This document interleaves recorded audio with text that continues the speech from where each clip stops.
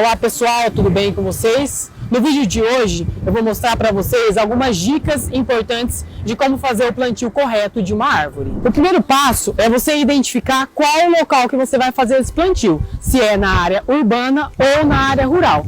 Importante a gente se atentar que quando a gente vai fazer um plantio na área urbana, a gente tem que optar por mudas de pequeno a médio porte, para que a gente não tenha problemas com fiação, problemas com calçada. Nesse caso, no vídeo de hoje, eu vou estar mostrando para vocês o plantio de uma samambaia numa calçada na área urbana. Importante quando a gente vai fazer o plantio de uma árvore numa calçada é fazer a abertura correta do espaço árvore. O espaço árvore é o local onde essa árvore ela vai ser plantada. Vocês podem observar que esse espaço acaba sendo um espaço grande, porque é depois o local que essa árvore ela vai poder crescer, ela vai ocorrer a infiltração de água no solo, então essa água ela vai chegar até as raízes e depois a gente não tem problema, quando a árvore começar a crescer, de estourar a calçada. Qual é o problema que a gente tem muito atualmente? De fazer um espaço árvore muito pequeno, que ele acaba enforcando o tronco da árvore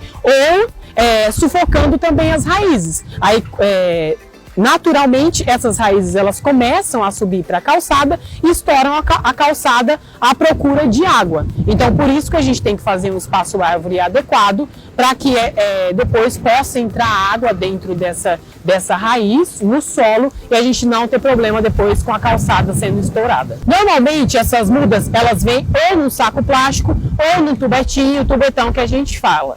É importante que esse saco plástico ele precisa ser retirado. Algumas pessoas normalmente acabam plantando com esse saco ou com o tubetinho. Isso não é o indicado, porque senão depois essa árvore ela não consegue crescer, a raiz ela não consegue se fixar no solo. Então a gente precisa fazer a retirada, primeiro passo, fazer a retirada desse saco plástico ou do tubete.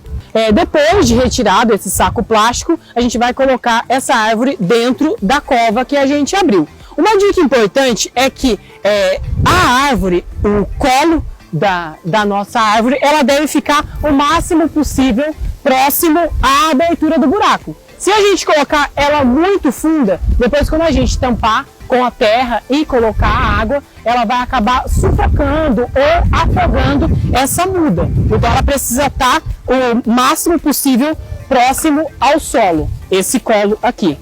Aí a gente precisa colocar a terra e finalizar esse plantio.